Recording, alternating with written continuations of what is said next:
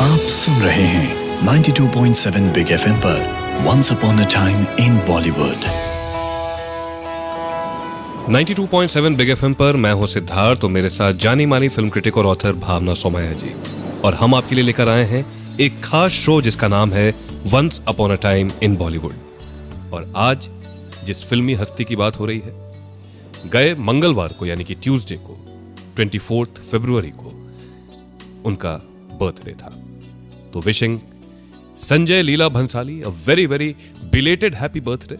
आप ऐसे ही खुश रहें, एक्टिव रहें, अच्छी अच्छी कहानियों पर फिल्में बनाते रहें, हमें एंटरटेन करते रहें, बस हम यही दुआ करते हैं आपके लिए।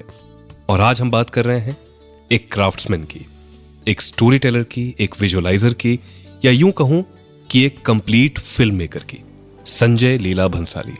भावना जी, उनके नाम से ऐसा अनुमान लगाया जाता है कि वो अपनी माँ के बहुत ज्यादा करीब हैं, लीला भंसाली जी के। उनकी फैमिली का, उनके माता पिता का उन पर कितना असर रहा जिसकी वजह से वो फिल्मों में आए? ये सच है कि संजय को अपनी माँ से बहुत ज़्यादा मोहब्बत है और अपने नाम के पीछे वो अपनी माँ का नाम यूज़ करते हैं, जो आज तक हमने फिल्मों में भी और ज़्यादातर बाहर की दुनिया में नहीं देखा है। संजय और उसकी बड़ी बहन बेला सहगल, जो मशहूर एडिटर है, अपने माता पिता लीला और नवीन भाई के साथ मुंबई के भुलेश्वर की चौल में बड़े हुए। नवीन भाई फिल्मों से जुड़े थे और उस समय की बी ग्रेड फिल्में ज़्यादातर बनाते थे, जैसे लुटेरे। फिल्में कभी कभी चलती थी, कभी नहीं चलती थी, तब पैसा नहीं आता था। संजय की माँ लीलाबेन बहुत अच्छी डांसर रही है अपने ज़माने की, और नाटकों में और फिल्म के कोरस में नृत्य सिखाती थी। घर का वातावरण नॉर्मल था, मगर वीकेंड पर जब नवीन भाई के पास समय होता था, बेला और संजय को नज़दीक के थिएटर ओपेरा हाउस में फिल्में दिखाने के लिए ले जाया करते थे और फिल्म के दौरान उनको सब कुछ समझाते थे, सिखाते थे। मोगले आजम जब ओपेरा हाउस में लगी थी, नवीन भाई उनको करीबन 15 बार देखने लेकर गए और देखने के दौरान समझाया कि नौशाद के संगीत में कितने गुण है, बड़े गुलाम अली खान की आवाज में कितने रस है और लच्छू महाराज के नृत्य में क्या बात है। ये सारी बातें संजय के जहन में इस तरह से स्थिर हो गई कि आज इन सब को हम उनकी फिल्मों में देखते हैं। तो फिल्म एक तरीके से कहा जाए तो उनके जहन में उनके परिवार वालों से, खासकर उनके पिता से ही आया। कैसे हुई उनकी फिल्मी जीवन की शुरुआत, ये बताएंगे अब से कुछ ही देर में। सुनते रहिए once upon a time in Bollywood, only on 92.7 big FM. आप सुन रहे हैं 92.7 बिग एफएम पर once upon a time in Bollywood. 92.7 big FM पर स्वागत है आपका एक बहुत ही खास शो जिसका नाम है once upon a time in Bollywood. और आज जिस फिल्मी हस्ती की बात हो रही है, किसी भी तारीफ के मोहताज नहीं है, अपना एक अलग मुकाम बनाया है। और इत्तेफाकन गए ट्यूसडे को यानी कि 24 फरवरी को उनका बर्थडे भी था। तो wishing the writer, the producer, the director, the film maker, the maestro Sanjay Leela Bhansali a very very belated happy birthday. एक फिल्मी बैकग्राउंड से ताल्लुक रखते हुए भी उन्हें फिल्मों में आने के लिए काफी संघर्ष करना पड़ा, बताएंगी भावना जी।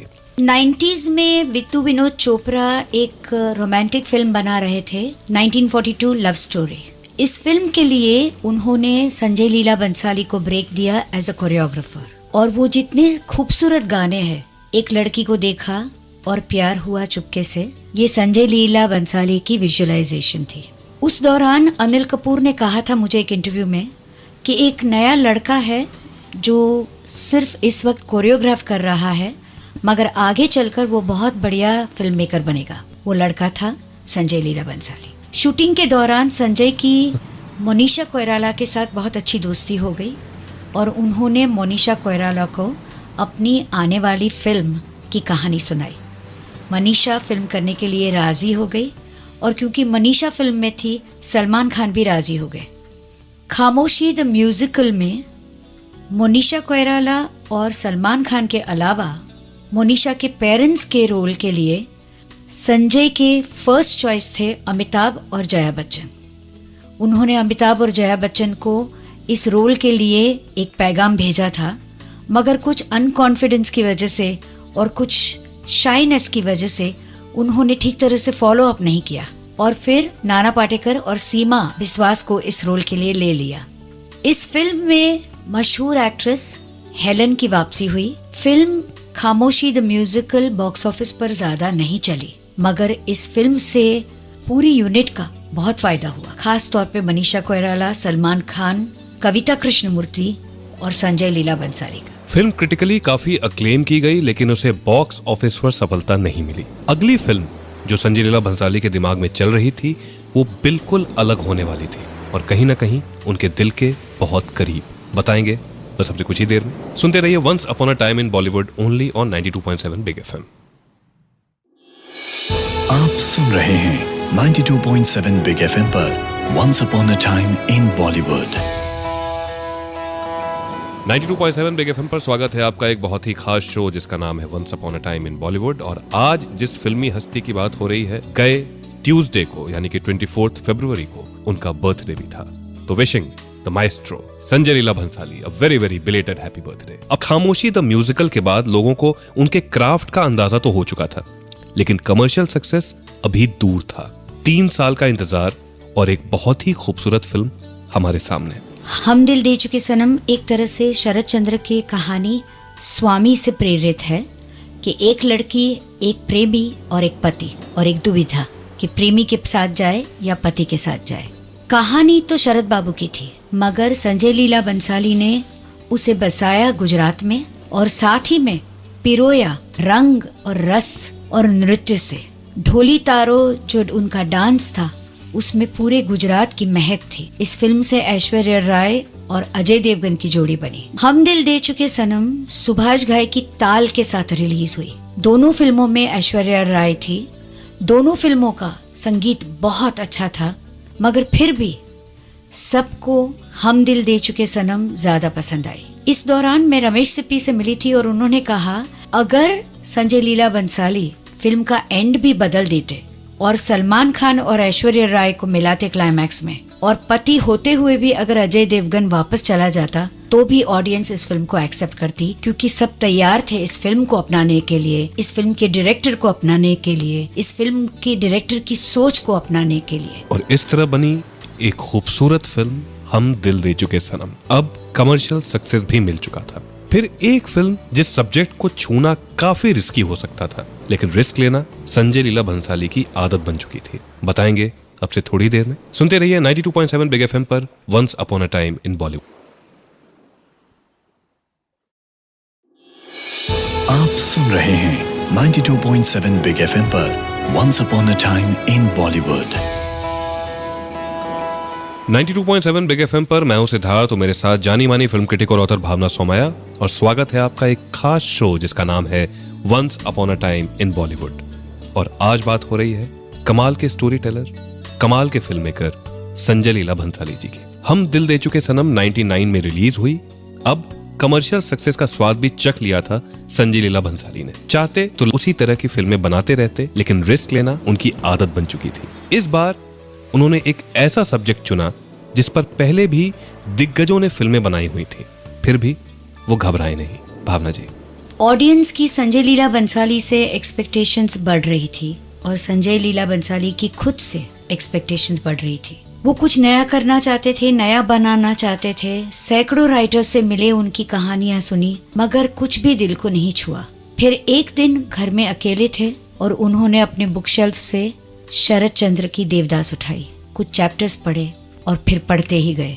और शाम तक उन्होंने फैसला कर लिया था कि वो देवदास बनाएंगे। सबने कहा कि ये फिल्म सैकड़ों बार बन चुकी है, इसमें अब कुछ भी नहीं है कहने के लिए, मगर संजय ने ठान लिया था। एक बात उन्होंने सोच ली कि वो बहुत लैविश स्केल पे देवदास बनाएंगे, कोठियां होंगी और बिल्कुल जैसे उन्होंने सोचा था ऐसी ही फिल्म बनाई।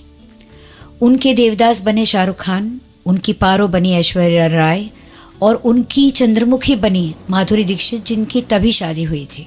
इसी दौरान मैं संजय को मिली थी उनके सेट पे और उन्होंने कहा कि शायद उनके लिए देवदास बनाना इसलिए ज़रूरी था क्योंकि देवदास में उन्हें अपने पिता नजर आते थे और जब तक वो ये फिल्म नहीं बनाते तब तक उनके पिता के साथ उनका रिश्ता पूरा नहीं होता। वो देवदास को एक हारा हुआ इंसान नहीं मानते हैं, वो मानते हैं कि देवदास में कहीं ना कहीं एक आस थी कि वो इसमें से निकल आएंगे, और आखिर तक कोशिश भी करते रहे, मगर देवदास के पास समय ही नहीं था। एक खुद का इंटरप्रिटेशन मान सकते हैं संजय लीला भंसाली के देवदास को। सामाजिक कंसर्न्स को उठाना, ये भी संजय लीला भंसाली ने बखूबी निभाया।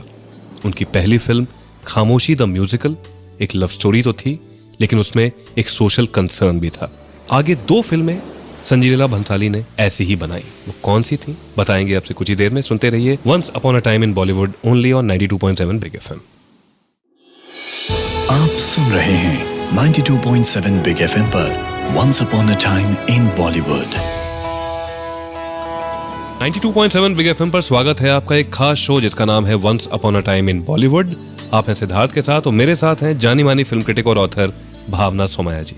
और आज बात हो रही है संजय लीला भंसाली जी की। एक सोशल कंसर्न उठाना एक कलाकार की जिम्मेदारी होती है, और एक सच्चा कलाकार इस जिम्मेदारी से कभी मुंह नहीं मोड़ता। ऐसे ही एक सच्चे कलाकार संजय लीला भंसाली अपनी पहली ही फिल्म खामोशी द म्यूजिकल में उन्होंने एक सोशल कंसर्न उठाया, और आगे आने वाली 2 फिल्में भी इसी मुद्दे पर आधारित थी। भावना जी, ब्लैक और गुजारिश डिफरेंटली एबल्ड कैरेक्टर्स के बारे में थी। ब्लैक हेलन केलर से प्रेरित है, जिसमें रानी मुखर्जी ब्लाइंड, डेफ और म्यूट है, और अमिताभ बच्चन उनके होनहार टीचर। गुजारिश एक जादूगर की कहानी है जो एक एक्सीडेंट के बाद बेड रिडन हो जाते हैं। दोनों प्रोटैगनिस्ट डिग्निफाइड और पॉजिटिव रहे। दोनों फिल्में डिप्रेसिंग हो सकती थी, मगर भंसाली ने वही सब्जेक्ट को इंस्पिरेशनल बनाया। ऐसी फिल्में बनाना आसान नहीं था, उनके लिए भी और उनके एक्टर्स के लिए भी।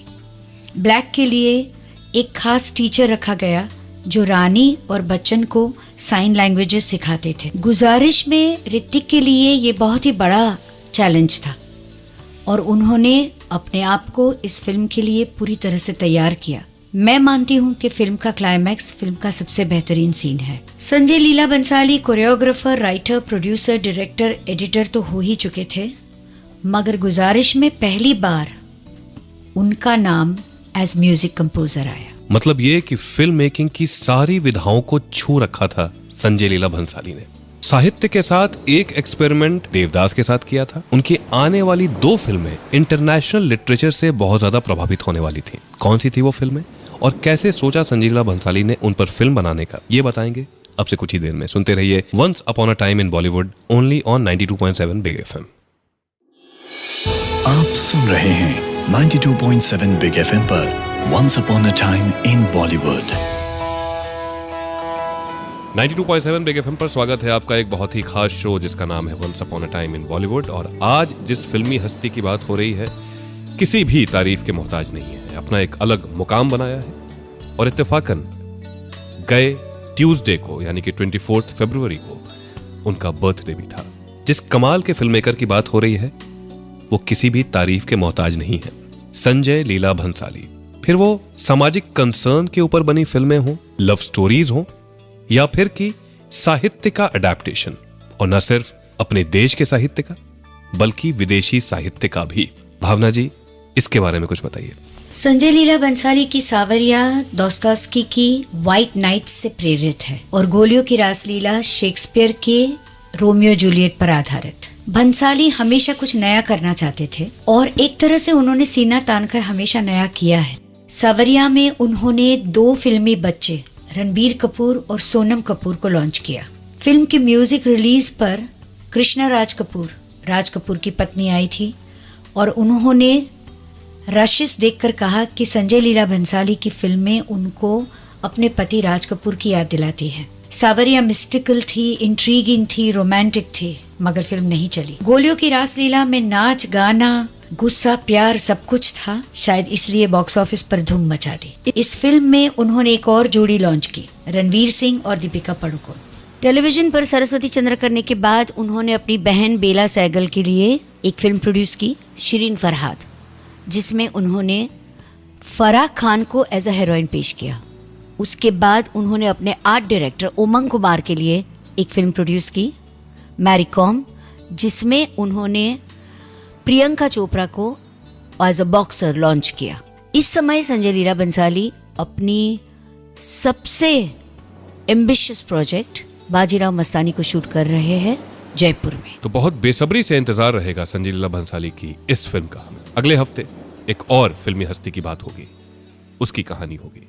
तब तक के लिए शुक्रिया, इजाजत। सुनते रहिए once upon a time in Bollywood, only on 92.7 big FM.